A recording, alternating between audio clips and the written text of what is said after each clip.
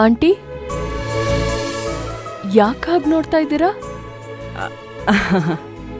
ಏನಿಲ್ಲಮ್ಮ, ನಮ್ಮ ಆದಿ ಯಾವ ಹುಡುಗಿನೂ ಕಣ್ಣೆತ್ತು ನೋಡ್ದವನಲ್ಲ.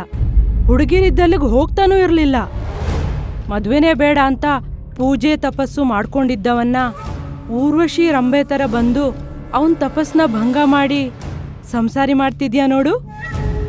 ನನ್ನ ಹೊಟ್ಟೆಗೆ ಹಾಲೆರ್ದಂಗಾಯ್ತಮ್ಮ. ಅವನಿಡೀ ಜೀವನದಲ್ಲಿ ಯಾವ ಹುಡುಗಿನೂ ಇಷ್ಟಪಟ್ಟಿರ್ಲಿಲ್ಲ. ನಿನ್ನೆ ಇಷ್ಟಪಟ್ಟಿದ್ದು.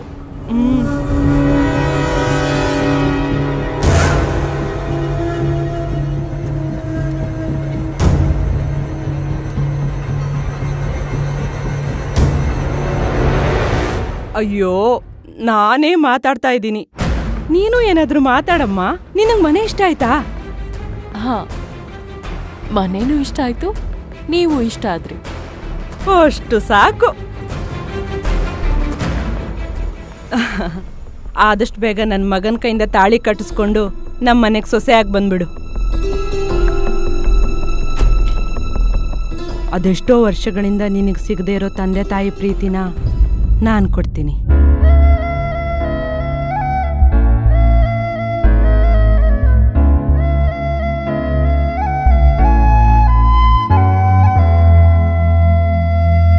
ನಿಮ್ ಮಗನ ಪ್ರೀತಿ ಮಾಡಕ್ ಶುರು ಮಾಡದ್ಮೇಲೆ ನನ್ ಜೀವನ ಚೆನ್ನಾಗಿರತ್ತೆ ಅಂತ ಅನ್ಕೊಂಡಿದ್ದೆ. ಈಗ ನಿಮ್ಮನ್ ನೋಡಿದ್ಮೇಲೆ ಇನ್ ಮುಂದೆ ನನ್ ಜೀವನ ತುಂಬಾ ಚೆನ್ನಾಗಿರತ್ತೆ ಅಂತ ಅನಿಸ್ತಿದೆ. ಅವರು ಹೆಣ್ಮಕ್ಳಿಗೆ ತುಂಬಾ ಮರ್ಯಾದೆ ಕೊಡ್ತಾರೆ. ನಿಮ್ಮಿಂದ ಅಂತ ನನಗಿವಾಗ ಗೊತ್ತಾಯ್ತು. ಅಯ್ಯೋ, ಮಾತಾಡ್ತಿದ್ರೆ ಮಾತಾಡ್ತಾನೆ ಇರ್ತೀವಿ. ನೀನ್ ಮನೆ ಪೂರ್ತಿ ನೋಡಿಲ್ಲ ಅಲ್ವಾ? ಲೋ ಆದಿ, ಇವಳನ್ನ ಕರ್ಕೊಂಡೋಗಿ ಮನೆಯೆಲ್ಲ ತೋರ್ಸು. ಈ ಮನೆಗ್ ಸೊಸೆಯಾಗಿ ಬರೋಳು. ಅವಳಿಗೇನಾದ್ರೂ ಇಷ್ಟ ಆಗ್ಲಿಲ್ಲ ಅಂದ್ರೆ ಅವಳಿಗೆ ಬೇಕಾದ ಹಾಗೆ ಮನೆನ ಬದಲಾಯಿಸೋಣ. ಅಯ್ಯೋ, ಅದೆಲ್ಲ ಏನು ಬೇಡ ಆಂಟಿ. ಇವಾಗ ಹೇಗಿದ್ಯೋ ಹಾಗೆ ಇರ್ಲಿ. ಸರಿ, ನೀನು ಮನೆ ನೋಡ್ಕೊಂಡು ಬಂದ್ಬಿಡು. ಅಷ್ಟ್ರಲ್ಲಿ ರುಚಿ ರುಚಿಯಾಗಿ ಏನಾದ್ರೂ ಅಡ್ಗೆ ಮಾಡಿರ್ತೀನಿ, ಊಟ ಮಾಡ್ಕೊಂಡು ಹೋಗೋವಂತೆ. ಆಂಟಿ, ಊಟ ಎಲ್ಲ ಏನು ಬೇಡ. ಏಯ್!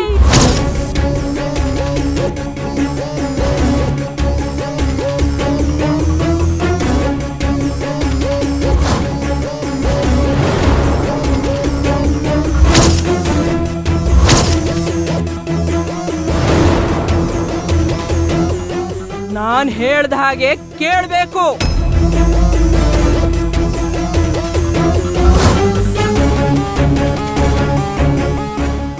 ಈ ಅಂಬುಜಮ್ಮ ಒಂದ್ಸಲ ಏನಾದ್ರೂ ಹೇಳಿದ್ರೆ ಹೂ ಅನ್ಬೇಕು.